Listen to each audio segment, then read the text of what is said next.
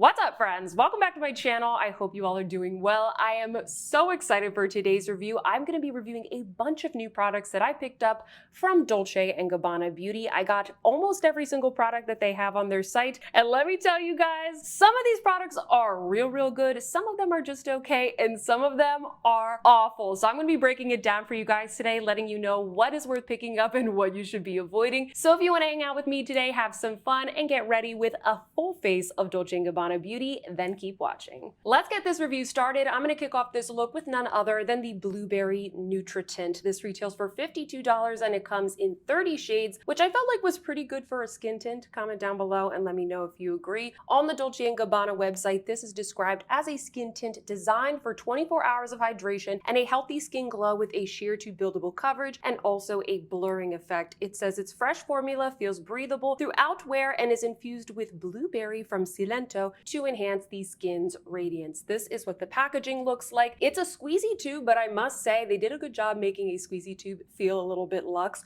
All of the packaging actually from Dolce & Gabbana is really nice. We'll talk a little bit more about that when we get into the powder products. You do get the standard 1 ounce of product in here. There is no like strong fragrance or anything like that. And also it is made in Italy. I am going to be demoing 2 shades for you guys today. I have the 01N, the lightest shade in the range that I will be applying to this side of my face. And then over here, I'll be applying 05N. I felt like the 01 was just a little bit too light, but nonetheless, I will show you guys both shades so you can just kind of, see for comparison. Also with the 01N, I think it will be clearer what I'm about to describe to you because I'm just gonna say right off the bat, guys, I do not like this skin tint. It is by far the worst product that I'm gonna be talking about today. It's probably one of my least favorite products that I've tried this year. I hate to start off this video sounding so negative, but let me explain, okay? And you'll be able to see what I'm about to say better with this lighter shade. It looks like it's gonna be delicious and juicy and moisturizing, but it's not. It's not. I hate this stuff. No matter how much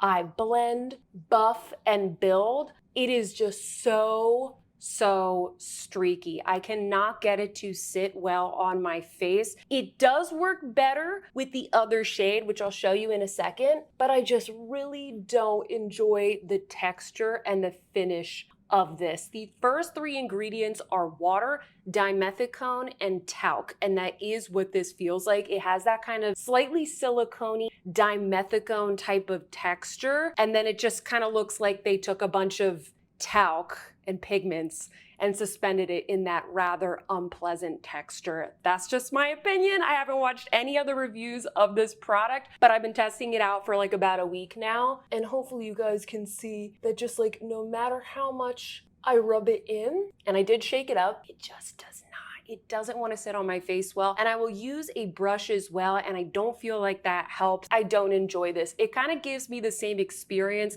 as when I have, a sunscreen, maybe like a mineral sunscreen that just has a really strong white cast, and no matter what you do, you just can't really get it to look good on your skin, and then, by the time you've like rubbed it in, it's almost like, is it still there? Like, have I gotten any coverage from this product? I just really do not enjoy it. Let me show you the other shade because I am gonna be taking this off before we go in with the other products because I just don't feel like it's fair to the other products to be putting them on top of this awful skin tint. Okay, so here is the 05. This is the next neutral shade in the range, so that's why I decided to get this one. It does give a little bit more warmth to my skin and it blends in a lot more nicely. All that being said, I still don't like it. I like this shade better. I don't despise this shade, but I still do not recommend this skin tint. It doesn't wear very well. It doesn't moisturize my skin. In fact, whenever I did have, maybe like some dry patches, I had some breakouts that were kind of like,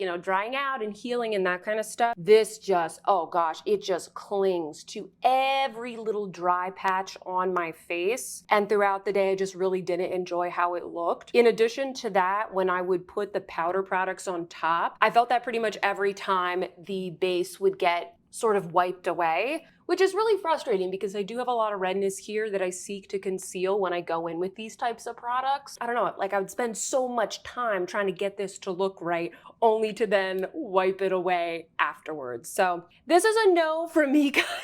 It's a no from me, but you know, hopefully this is helpful. I don't recommend it. I will be watching some more reviews because I'm curious to see if other people like it. But for me, it's a big no. See, even with that nicer color, you can tell that it just isn't fully blended in, and it just like doesn't do really that great of a job doing what it needs to do. So that is my little mini review of the skin tint after testing it for about a week. I really don't think that my opinion is going to change, and so that's why I didn't test it for any longer. I am now going to remove this, reapply my moisturizer, and then I'm going to apply a base, and we will move on to the next product in this range. Woo, okay, so my base is fixed. I took off all the skin tint and I put on the Clé de Peau Radiant Cream Foundation and the Clé de Peau Stick Concealer. I'll link them down below. And I also popped on some brows. Now we are ready to do a little bit of setting. And actually, real quick before we get into that, I do just want to take a second to say, if you are new here, hi, welcome. My name is Sophia and I help you shop for luxury. I'm so passionate about luxury beauty and fashion, so I talk about them here a lot on my channel. I do a lot of new makeup reviews,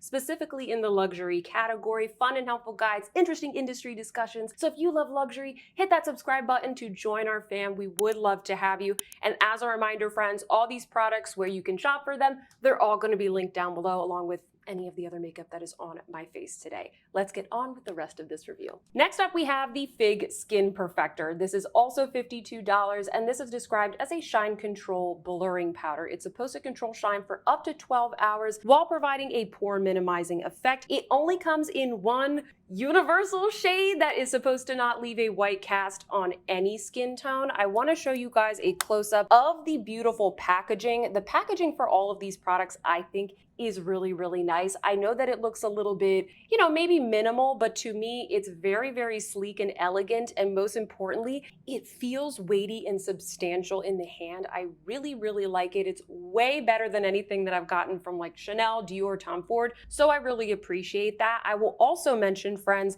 that these are refillable. I haven't seen the refills on the website, but if you look very closely right here on the compact, there's just like a little lip. And if you sort of gently pull on it, you can pop open the refill just like that. All of the powders are talc free, and none of them, at least from what I can detect, have any strong fragrance. One of the first things that I noticed about this powder when I started playing around with it is that the formula is incredibly, incredibly creamy. I took a look at the ingredients. They do have glycerin high up there. There are also several other emollients that are in this formulation, which gives it its very distinct creamy feel. And you can kind of see on my finger right here, the formula is totally white, which is why I'm a little bit skeptical, you know, that this is not going to show a white cast on deeper skin tones. If I just rub it into the back of my hand here, you can see it does in fact blend into my skin tone. But if you have a deeper skin tone, I don't know, I'm very skeptical. Comment down below if you have a deeper skin tone than me and you've tried this out.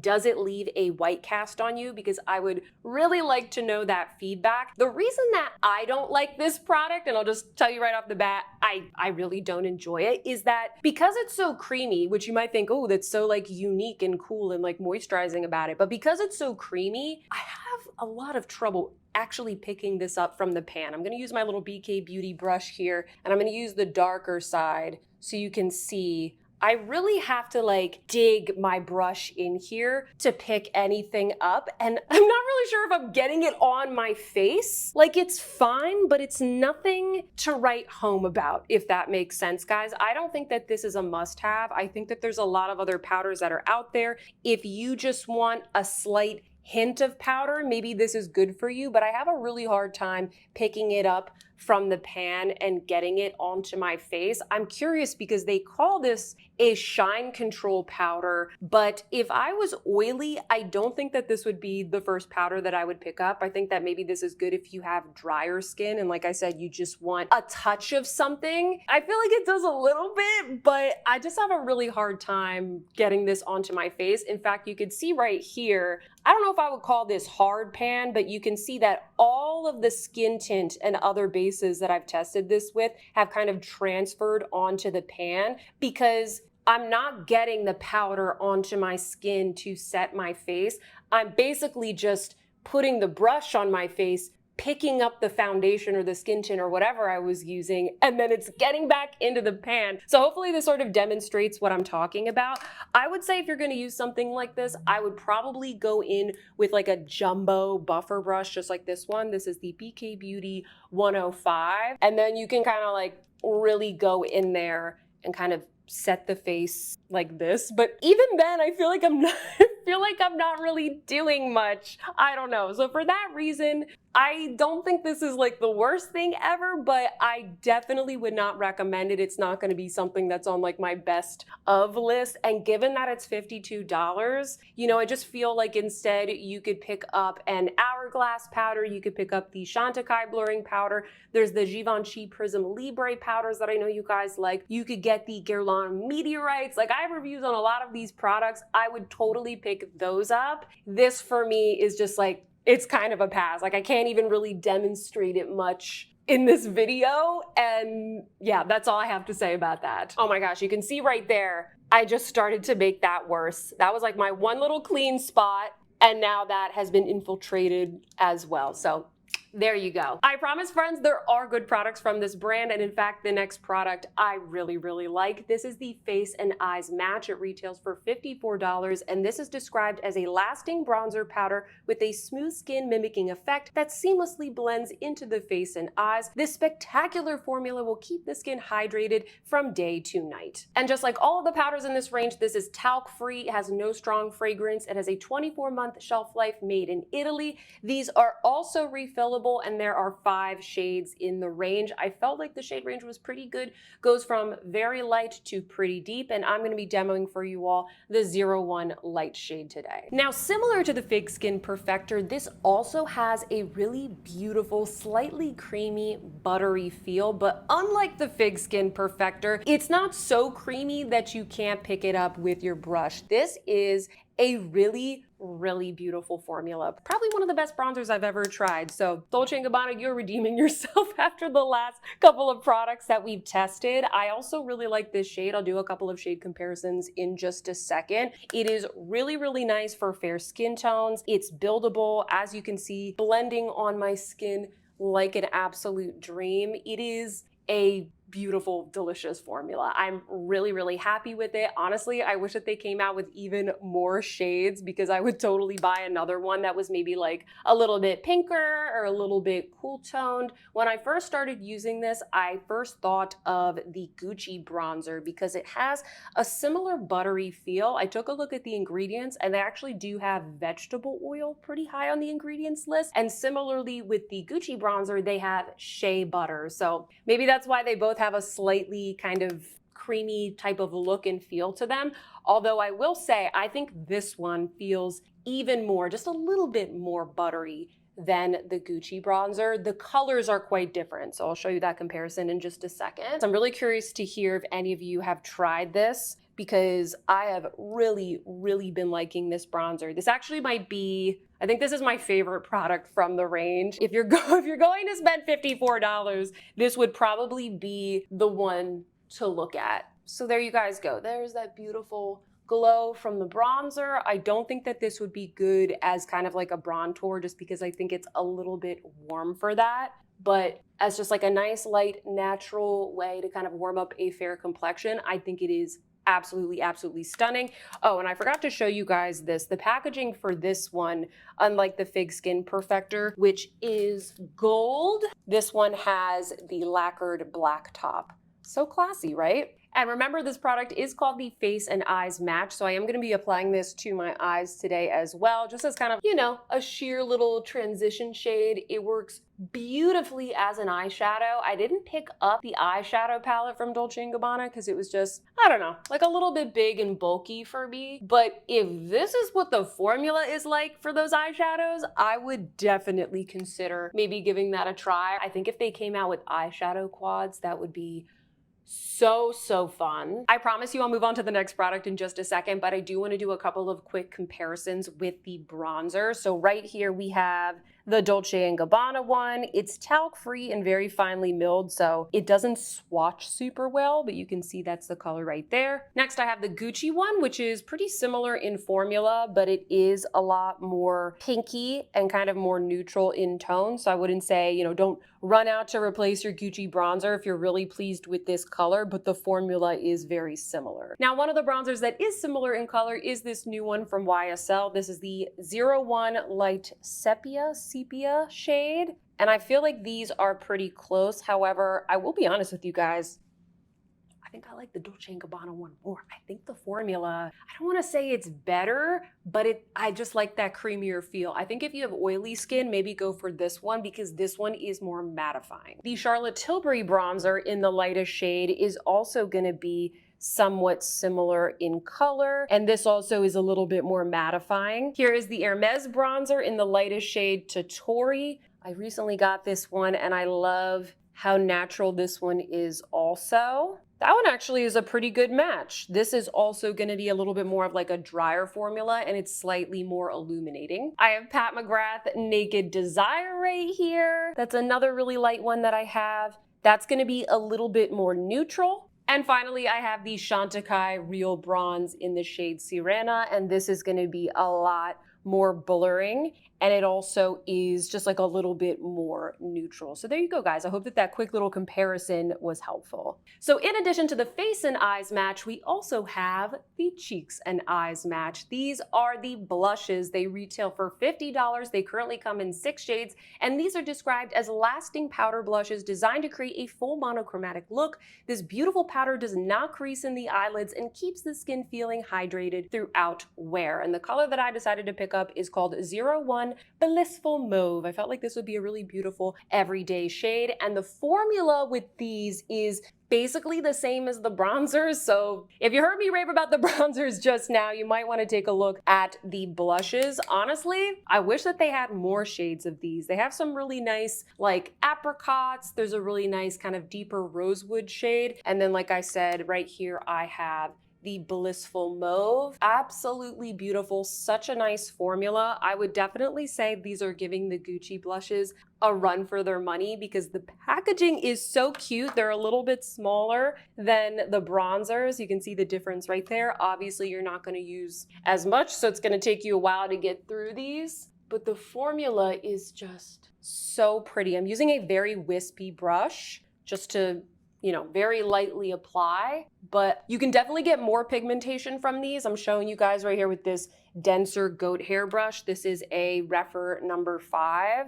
I'll just do it on the back of my hand. I want to be careful because I want this look to look good, but I will show you. You can definitely build this up, and this is one of the lighter colors. So if you have a deeper skin tone, I don't think you need to worry about these. I think they have a similar pigmentation to the Gucci blush, but they have a little bit more of like a buttery formula, as I mentioned. So right here we have Blissful Mauve, and actually let me show you guys a comparison with one of the Gucci blushes so you can maybe spot the difference. Okay, so here is Blissful Mauve, the one from Dolce & Gabbana. See, can really see the pigmentation when I swatch it. Right here I have Rosy Beige from Gucci.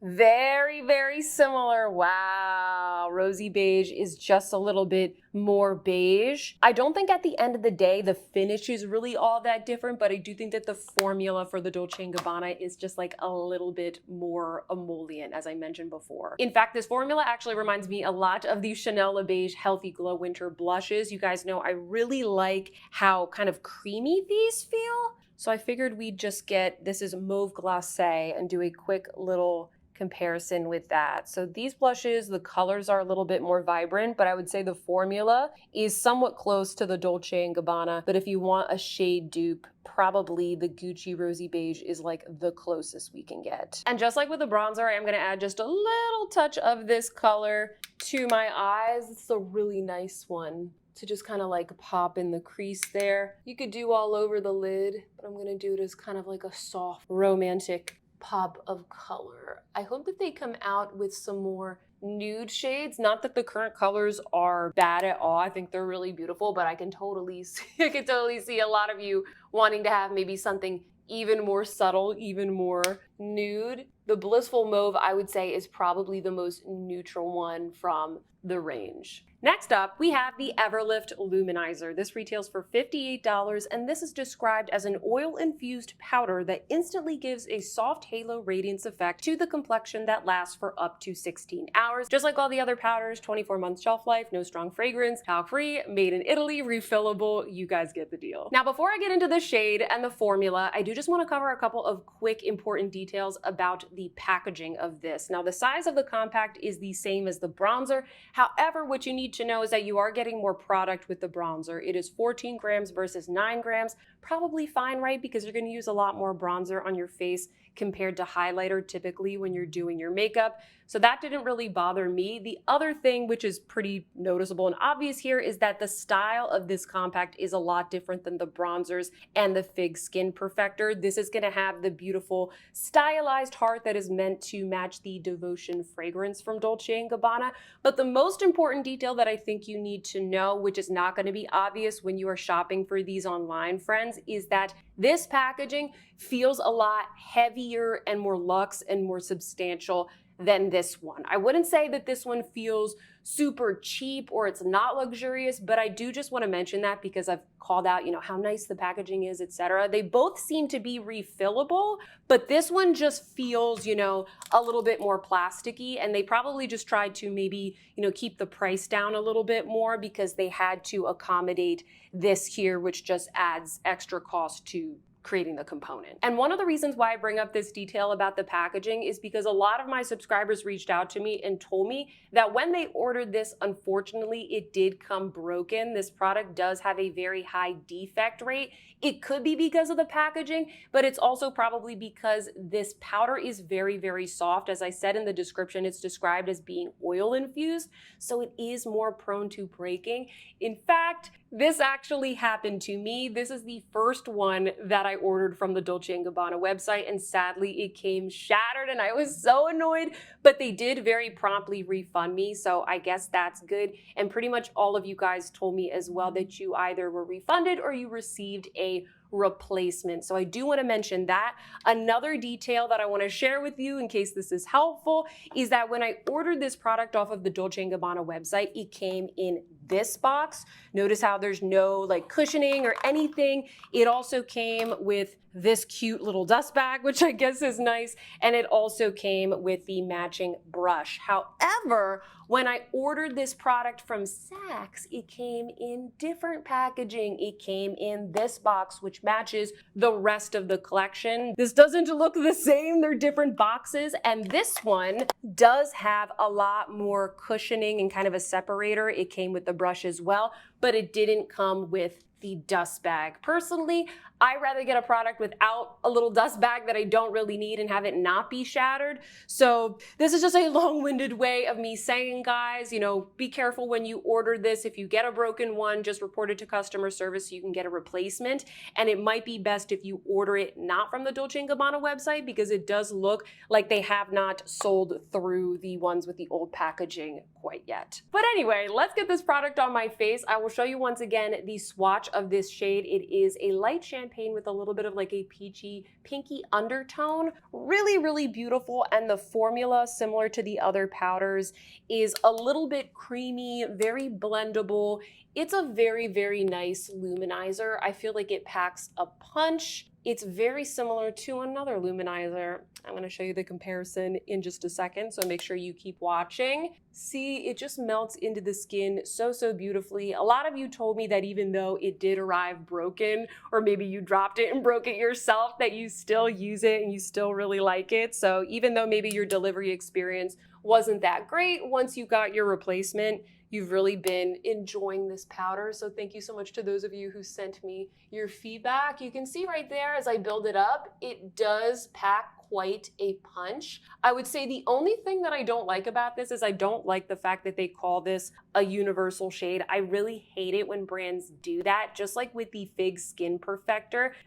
This isn't gonna work for every single skin tone, okay? I really think that they should make this in at least one or two other colors if they're going to be releasing something like this. I do think this is one of the first products that they came out with, hence the different packaging that they haven't sold through just yet. but I don't know. I still feel the same way. I don't feel like this is a universal shade, but I do think it's gonna work for a decent amount of skin tones. It's a very basic color, and the formula is absolutely beautiful. So you guys can see right there that gorgeous shine it gives the cheekbone. And just like with the other powders, I am gonna pop a little bit of this on the eyes as well, because you can totally use all of these powders as eyeshadows. This looks really nice on the eyes, actually. It's like the perfect one and done shade, but I like the way it looks with the Blissful Mauve blush.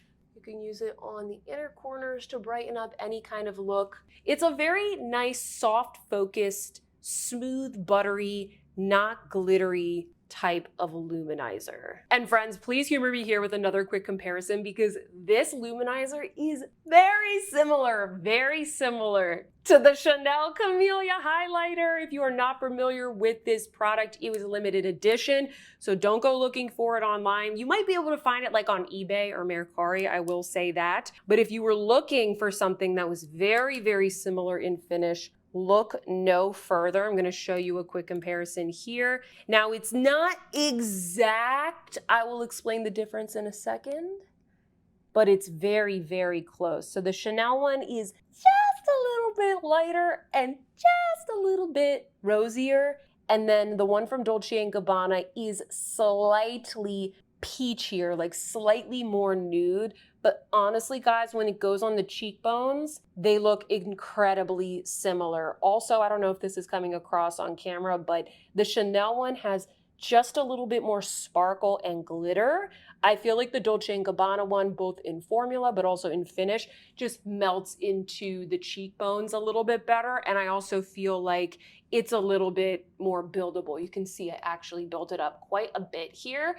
But if I were to buff this out a little bit with my brush, you can shear it out and really like melt it into the skin. So they're really, really similar. If you were looking for a good dupe, then look no further and make sure you order it from Saks. So hopefully it will not come shattered. Moving along, next up we have the That's My Line liquid eyeliners. These retail for $29. They come in 6 bright, fun, and colorful shades, and these are described as 24-hour lasting waterproof eyeliners that have been meticulously tested to be smudge-proof, humidity-proof, and sebum-proof. What I really like about these is that the color of the packaging is the color of the actual eyeliner inside, so it's really easy to tell the difference between them. And these have a felt tip, which is supposed to be very beginner friendly. The shade that I have right here is called By the Way. It is a bright, vibrant purple. I'm going to attempt to apply it here on camera. I'm going to do my best. I'm usually more of a brush tip type of person, but I do feel like these are pretty easy to apply, and I do definitely think that they are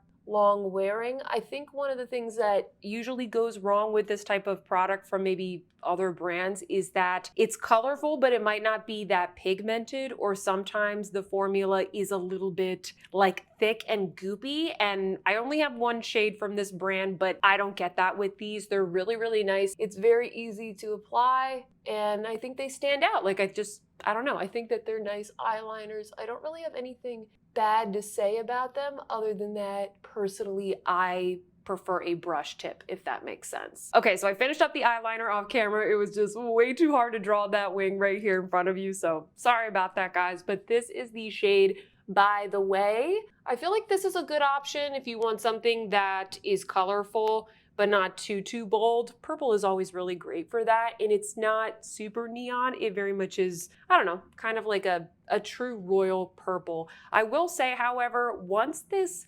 dries, you can't really layer it up all that much. You really can't get any bolder or vibrant than what I did right here. It's a little bit more subtle than, for example, I have right here the Danessa Myricks Color Fix. If you want a lot of control, a lot of pigment, something more vibrant, something that you can layer up, or maybe something that is a little bit more multi-purpose, I would definitely go with these. I usually pull these out when I want to do colorful eyeliner looks as opposed to going with a pen, but that is just my personal preference. Next up, we're going to finish up this eye look with the Everfull XL Mascara. This is described as having 36-hour wear for extreme volume and lift. The total black shade is designed to be ultra glossy and sweat-proof for impactful, flattering lashes that keep your gaze looking flawless all day. day. The packaging, very beautiful, just like the rest of the collection. It also has the cute little devotion heart at the top there that matches the luminizer. I will give you guys a little peek here at the brush. It is going to be plastic bristles, and we have kind of like a spiralized type of shape, so you can coat every single lash. This is supposed to be volumizing. This is supposed to be lifting. Let me show you guys what we've got going on here. We'll do one eye with one coat, and then you guys can see the before and after.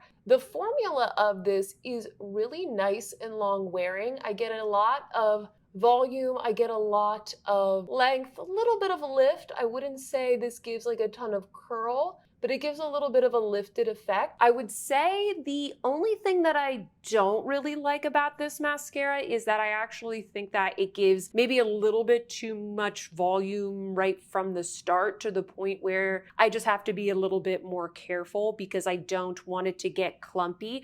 I don't get as much separation as I typically like to get. You can see it's incredibly volumizing, so if you're somebody that really likes that one swipe full impact type of look or type of experience, then I think you're really gonna like this mascara. The reason that you get that is because the space between the spirals or the lines of spirals are quite wide. So you actually pick up a lot of mascara with just one dip. All of that then goes onto your lashes. You definitely can comb it out, but like I said, I just have to be a little bit more careful. There have been a couple of times, especially when I was first testing this out, where I felt like I put on way too much. And in fact, I don't even think I would put on more than that. I think I would just do, at least today, one coat. If I go in any more, it starts to get a little bit clumpy, and I start to get like the Cynthia doll from the Rugrats type of lashes, where it looks like I only have 4 or 5 lashes all together. But I did really like the way that this wore, and I didn't feel like it flaked. It's a really, really nice mascara. So I would say if you really like something that is very volumizing, very like one swipe it go, and if you like this packaging,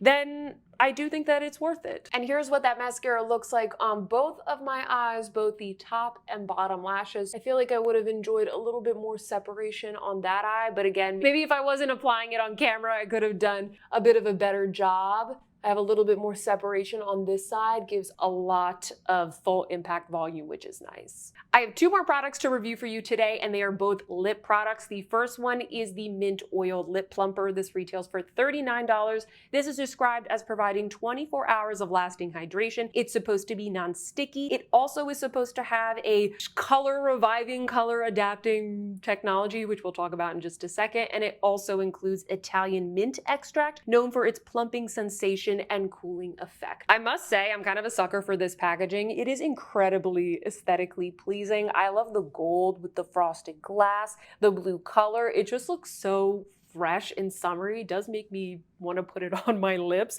I will say, however, when you take a look at the swatch, it just looks like a clear gloss. It pretty much just looks like that on the lips as well. My lips are pretty dry, so hopefully you can kind of see a little bit of a transformation. It does have a minty scent, so if you don't like a minty scent or a minty feeling, you're definitely not gonna like it. You guys are gonna have to tell me what you think, because I didn't really feel like that added any more than another clear lip gloss would add. For example, maybe like the Glossier lip gloss, the clear one. I didn't really feel like it reddened my lips or added any kind of pH adjusting, color reviving technology. You can see right here on the tip of the brush that it has turned pink, but that's about it. It's incredibly, incredibly faint. When you swatch it, it doesn't turn pink. I'm not really sure there's much color to this at all. If you're going into this thinking it's gonna be like a magical color, I think you're really gonna be disappointed. The pH technology that you hear from all of these brands, it is just a red dye.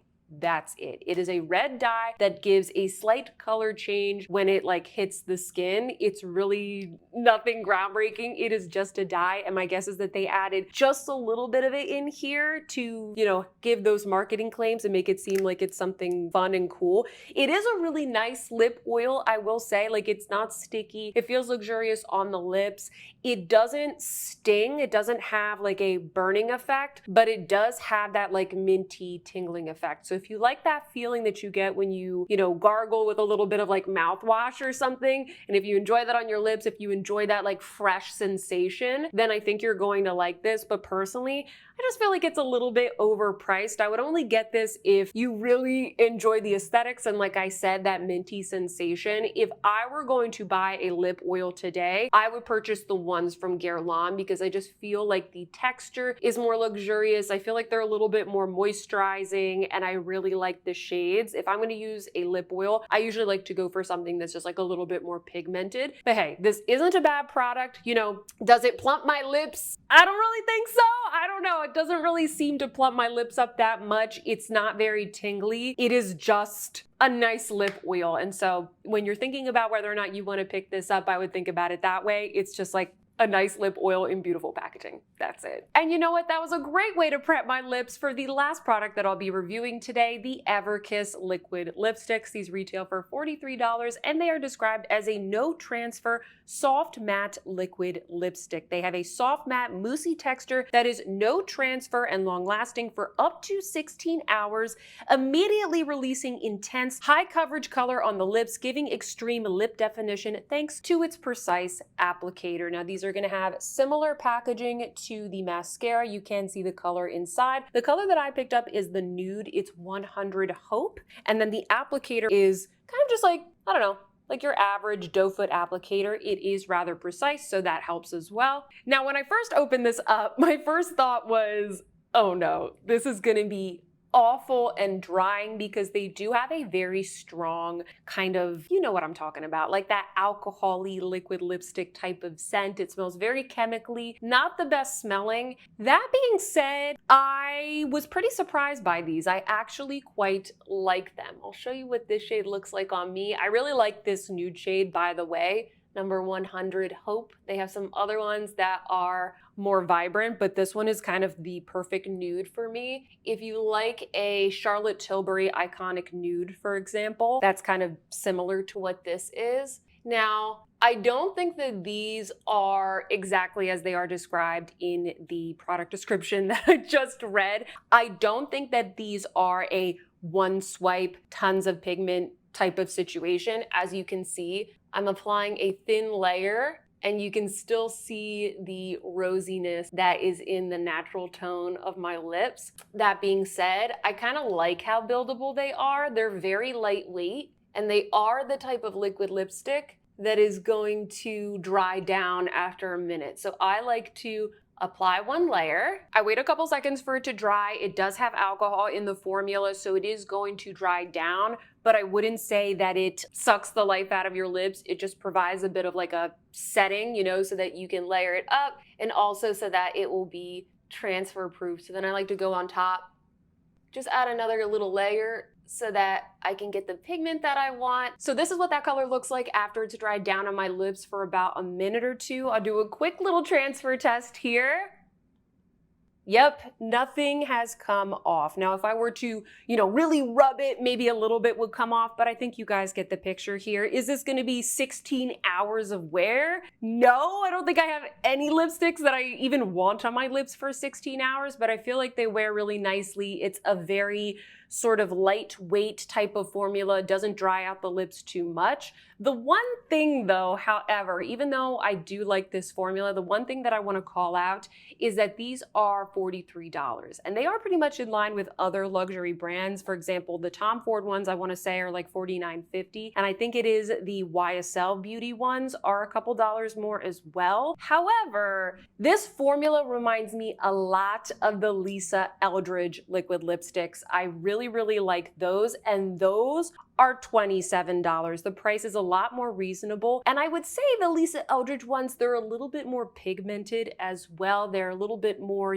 one swipe. I don't have to layer them up as much. They're really beautiful. And I think the colors that she has are maybe a little bit more unique, and she just has more options in general. So do I like these? Yeah, I do. I think they did a nice job with them, but are these gonna be my go-to liquid lipstick? Probably not. I'm probably gonna continue to purchase the Lisa Eldridge ones. I just like them a little bit better. And overall, guys, if you are not really a liquid lipstick fan, just stay away from these because they're not going to be anything wildly different than what we have seen out there on the market. A lot of people ask me, are they drying or do they emphasize lines? They dry down. They dry down just like any other liquid lipstick. I wouldn't say that they are drying, but they're not going to be like a creamy lipstick, like a satin lipstick. So if that's not really something that is to your liking, or you don't enjoy the aesthetic of like, seeing the lines and having that matte texture, then I would just definitely stay away from these. And that, my friends, is my comprehensive review of all of the products that I picked up from Dolce & Gabbana Beauty. Definitely my favorites are the bronzer and also the blushes. I just love the formula, guys. It's really, really good, and the packaging is oh so beautiful. We have some products that weren't so great. We have some products that are okay, but those are definitely my top favorites if you're gonna get anything from this brand. If you like this video, please don't forget to give me a big thumbs up and leave me a comment down below. I really want to know your thoughts, especially if you happen to pick up any of these products. How are you getting along with them? Because your opinion is worth just as much as mine. Subscribe if you haven't already. And with that, friends, I hope that you see some beauty in your day, and I will see you in my next one. Goodbye.